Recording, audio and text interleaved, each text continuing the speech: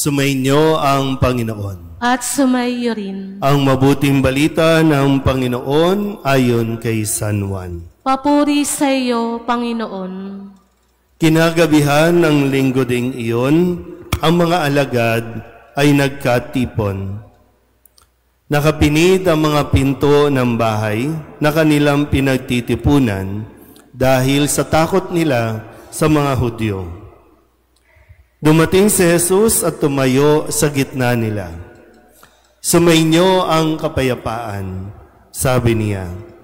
Pagkasabi nito, ipinakita niya ang kanyang mga kamay at ang kanyang tagiliran. Tuwang-tuwa ang mga alagad nang makita ang Panginoon. Sinabi na naman ni Jesus, sumainyo ang kapayapaan. Kung paanong sinugo ako ng Ama, gayon din naman sinusugo ko kayo. Pagkatapos, sila'y hiningahan niya at sinabi, tanggapin ninyo ang Espiritu Santo. Ang patawarin ninyo sa kanilang mga kasalanan ay pinatawad na nga.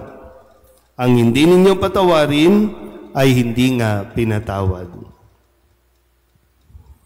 Ang mabuting balita ng Panginoon. Pinupuri ka namin, Panginoong Hesukristo. Isang magandang umaga po sa inyong lahat. Ngayon po ay ating pinagdiriwang ang linggo ng Pentecostes. Sabihin nyo nga po, Pentecostes. O sa Ingles ay Pentecost. Mula sa salitang Pente, no, hango sa wikang Griego ng kaulugan ay 50 araw. So 50 days pagkatapos ng muling mabuhay si Kristo. Yung pag-akyat ni Jesus sa langit nung nakaraang linggo, yun yung 40 days. No? Ang ascension ay ang ika-40 araw o 40 days. Ngayon naman, ang ika-50 araw na kung saan ating ginugunita ang pagsisimula o kapanganakan ng ating simbahan. So ito yung birthday ng simbahan. Kung kayan, tayo po ay patuloy na nagpapasalamat sa Diyos sa patuloy na pagbibigay sa atin ng mga biyaya. Pinagkalooban tayo ng Espiritu Santo at ang kaloob ng Espiritu Santo ay mga kaloob o mga kakayanan na mayroon ang bawat isa sa atin.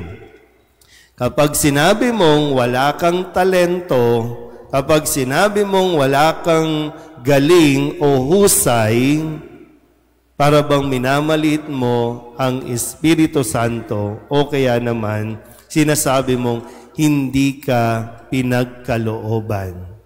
Tandaan mo po, lahat tayo ay may tinanggap na kaloob mula sa Espiritu Santo. Pero tingnan din natin, no? Kasi mayroong dalawang uri ng Espiritu na patuloy na gumagala, patuloy na nagsisikap, no, na makapasok sa atin. Yung una, Espiritu Santo. Pangalawa, mag-ingat-ingat tayo kasi baka masamang espiritu ang atin pong sinusundan o sinusunod.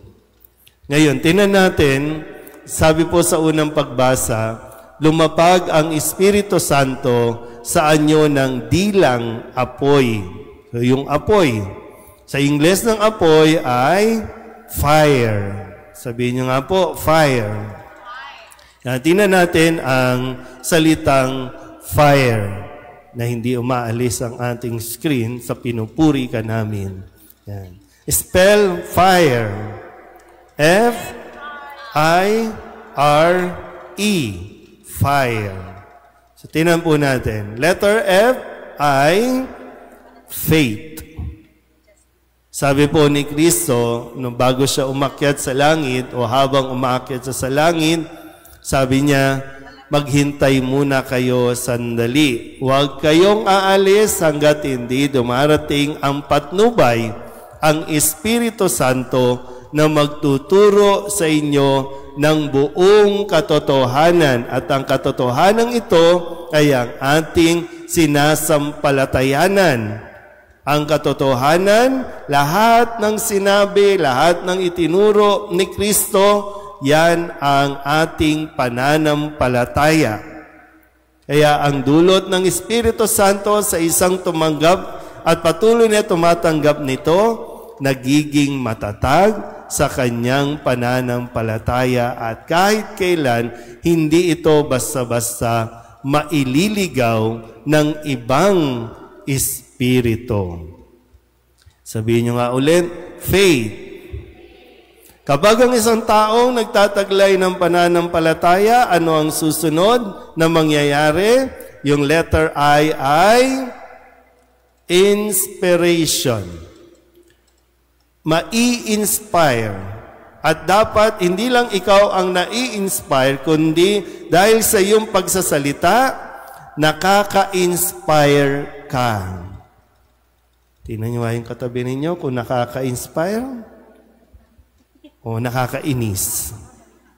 Diba, no? Sabi sa unang pagbasa, nang bumaba ang Espiritu Santo sa kanila, sila po ay nakapagsalita ng iba't ibang wika na naiintindihan ng iba't ibang tao mula sa iba't ibang lugar. So, kung nakaka-inspire tayo, o kaya gusto mong maka-inspire, tingnan mo din muna, nauunawaan ka ba? Naiintindihan ka ba? Kaya nga minsan, no, pag nagmimisa tayo, minsan talagang conscious din ako eh. Kasi pag nagsalita ba ako, yung mga nasa simbahan, nakakatulog ba? O sinasadya niyong matulog, no? Kasi kailangan ganun din eh. Kung pag nagsalita ba ang pare, nakaka-inspire ba ang pare o nakakangit-ngit, no? Nakakagigil dahil sa mga pinagsasabi at lalong-lalo na nakakawalang gana. Kaya tiyakin din natin, no? Kung sakali, halimbawa, kayong sa loob ng tahanan, kayong mag-asawa, kapag hindi kayo nagkakaintindihan sa inyong mga pinagsasasabi, tumahimik muna kayo kasi baka masamang espiritu na yan. Kasi dapat, no, sabi nga, nauunawaan ang kanilang mga sinasabi. At kapag nauunawaan, nakaka-inspire. So yung magulang ba, pag nagsalita, nakaka-inspire sa mga anak? O yung mga anak ay gusto nilang umalis ng bahay kasi nakakarindi sa tenga? Next letter ay R, reconciliation. Ang dulot ng Espiritu Santo ay pagkakaisa. Yung mga naghihiwa-hiwalay, pinag-iisa niya, nire-reconcile niya. Kaya yung maganda yung sinabi dito, no, na huwag niyong kalimutan, tayo ay binubuo ng iba't ibang bahagi, pero bumubuo sa iisang katawan. Iba't ibang bahagi, may iba't ibang ginagampanan, may iba't ibang mga tungkulin. O hindi pwedeng may nagmamabida na para bang siya lang ang magaling, siya lang ang nakakaalam ng lahat ng gagawin, kaya feeling niya dahil sa kanya, kaya nagiging successful.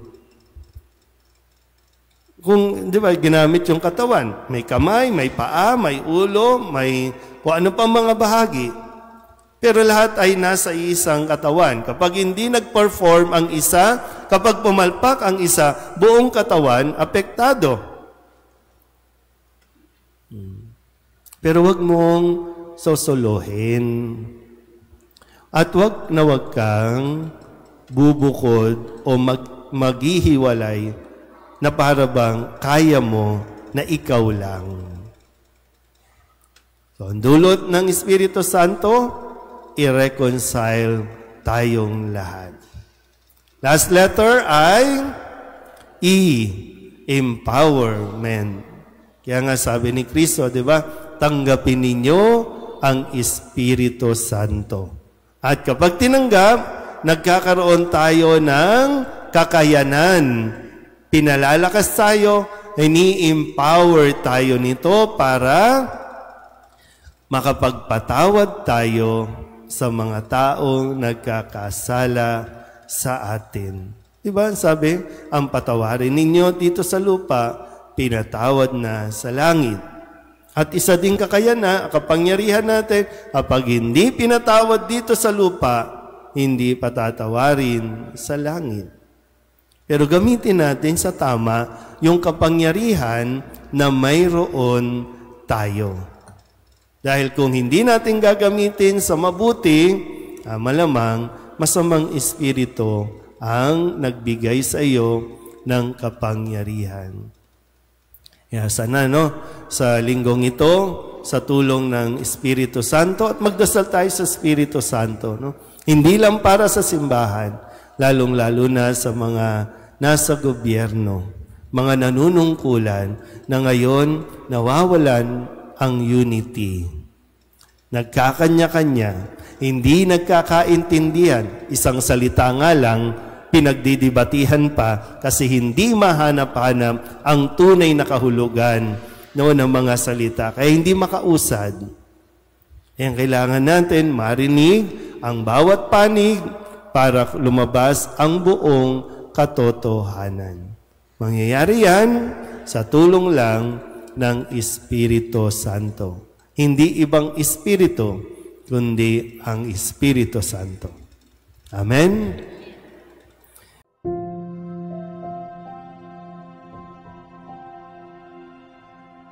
Thank you.